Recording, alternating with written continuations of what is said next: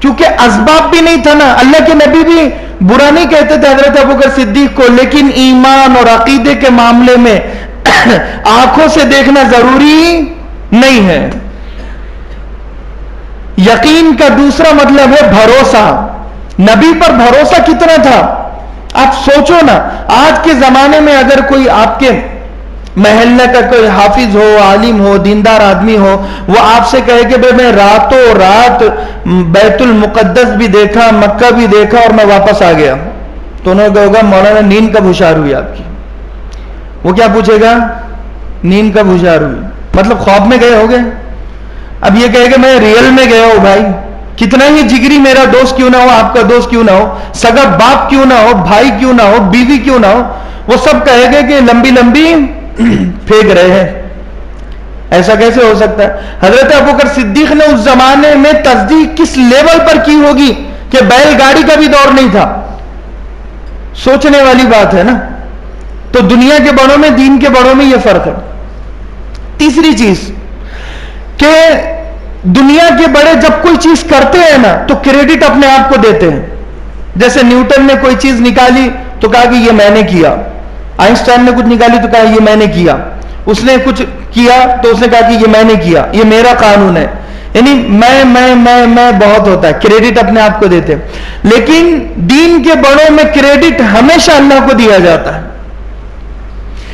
تمام انبیاء علیہ الصلوۃ والسلام نے کامل, اکمل, مکمل رولز اینڈ ریگولیشن والی شریعت دھیرے دھیرے دھیرے دھیرے انسانوں کے سامنے رکھی ہے. لیکن کبھی یہ نہیں کہا کہ دیکھو کتنا فائدہ مند یہ قانون ہے, یہ میرا اپنا ہے. حضرت ابراہیم نے کہا یہ میرا اپنا ہے, حضرت اسماعیل نے کہا یہ میرا اپنا ہے, محمد رسول اللہ صلی اللہ علیہ وسلم نے کہا یہ میرا اپنا ہے. یہ اللہ کا ہے. ذالک فضل اللہ یؤتیہ من یشاء بغیر حساب. یہ بھی اللہ کا فضل ہے, اللہ جس کو چاہے بے حساب دے دے, چاہے وہ علم ہو, دولت ہو, شہرت ہو. تو کریڈٹ اللہ کو دیتے ہیں ہمیشہ. اللہ کے نبی صلی اللہ علیہ وسلم نے کیا کہا؟ الناس معادن, لوگ کانے ہیں. کان کہتے ہیں نا, کان کہتے ہیں زمین کے خزانوں کو, جیسے سونے کی کان, چاندی کی کان, تانبے کی کان, پیتل کی کان, یورینیم کی کان, الگ الگ کانیں آتی ہیں زمین کے خزانوں کو کان کہا. اللہ کے نبی نے کہا کہ لوگ کان ہیں. یعنی ہر آدمی ایک قیمتی ہے, اس میں ٹیلنٹ بھرا ہوا ہے, ٹیلنٹ بھرا ہوا ہے. اس ٹیلنٹ کو, اس صلاحیت کو پہچاننے کی دیر ہے بس. ہر بچہ ٹیلنٹڈ ہے, سب میں الگ الگ ٹیلنٹ ہے. الناس معادن کا مطلب یہ ہے. اللہ کے نبی صلی اللہ علیہ وسلم نے فرمایا خیارکم فی الاسلامی خیارکم فی الجاہلیت اذا اتفقوا.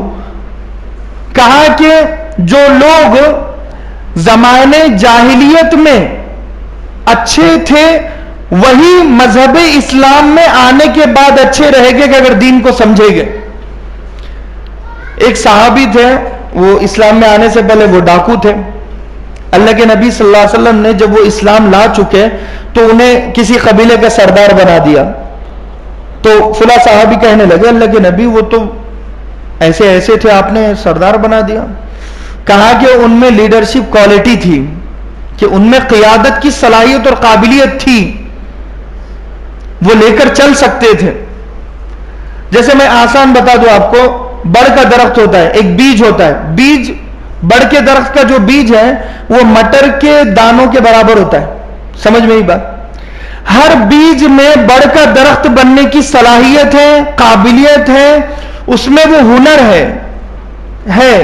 ہر بیج میں درخت بننے کی صلاحیت ہے, لیکن 3 شرطیں ہیں. شرط کیا ہے کہ ہر بڑ کا درخت بیج سے بڑھ کر جو سفر اس کا ہوتا ہے شروع, اس کے لیے پہلی شرط ہے کہ زمین زرخیز ہو, یعنی زمین نرم ہو, اچھی ہو, زرخیز, کاشتکاری کے لائق ہو.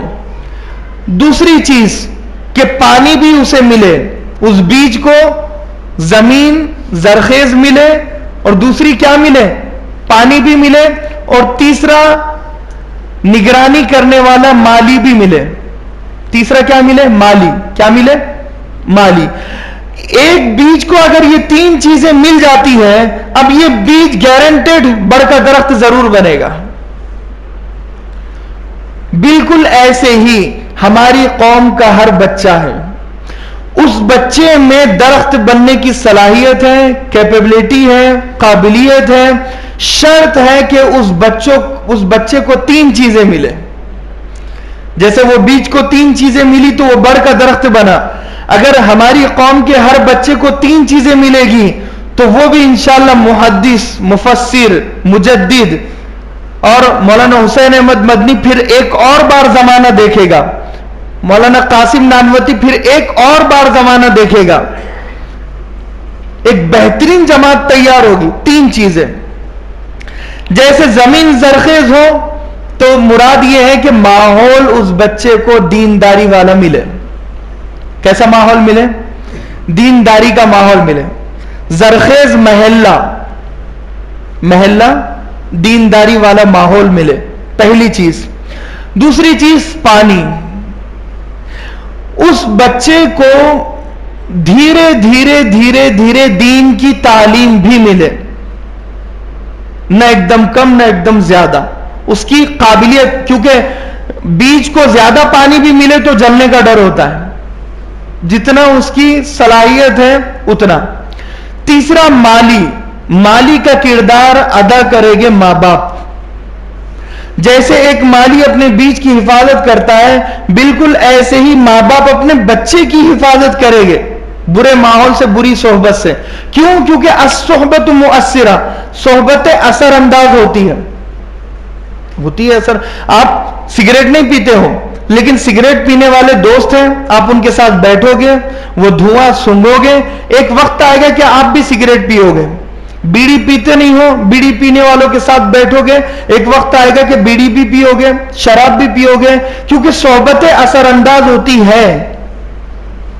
ایک واقعہ میں آپ کے سامنے رکھوں، وقت کافی ہو گیا، آخری بات، واقعہ یہ آپ کے سامنے ہے، صوبہ سندھ کا واقعہ ہے صحبت پر، کہ ایک شخص کی شادی ہوئی اور اسے کینسر ہو گیا،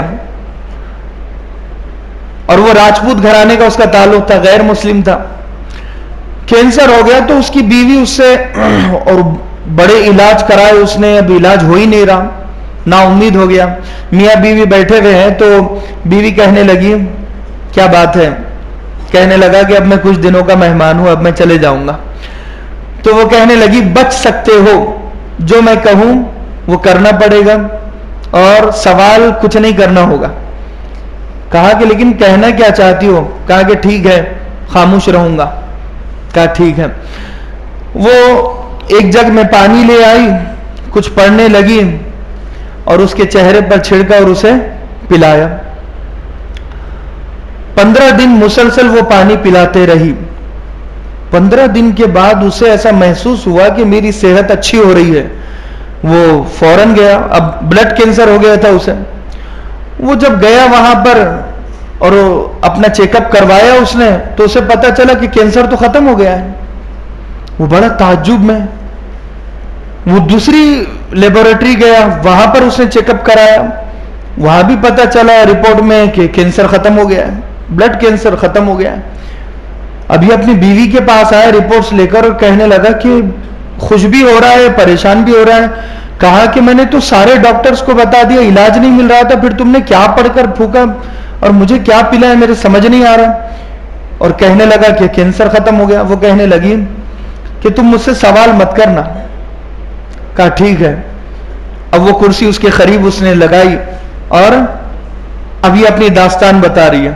کہنے لگی بچپن میں میرا گھر مسلم گھرانے کے بالکل قریب تھا، ہم دونوں آپس میں، ایک لڑکی میرے ساتھ پڑھا کرتی تھی، ہم دونوں ساتھ میں اسکول جاتے، ساتھ میں واپس آتے، اور اس کی امی جان اسے کچھ پڑھایا کرتی تھی، تو میں اس کے گھر پر جاتی کھیلنے کے لیے، تو کھیلنے کے بعد، پڑھائی کے بعد عموماً کھیلا کرتے تھے ہم لوگ، تو میں کچھ دیر وہاں پر بیٹھ جاتی، بیٹھتے بیٹھتے مجھے بھی وہ سبق یاد ہونے لگا، تو میں بھی مذاق مذاق میں سبق سنانے لگی۔ تو وہ خالہ جان مجھ سے کہنے لگی بیٹا تم بھی کیوں نہیں پڑھتی ہو، پڑھتے جاؤ۔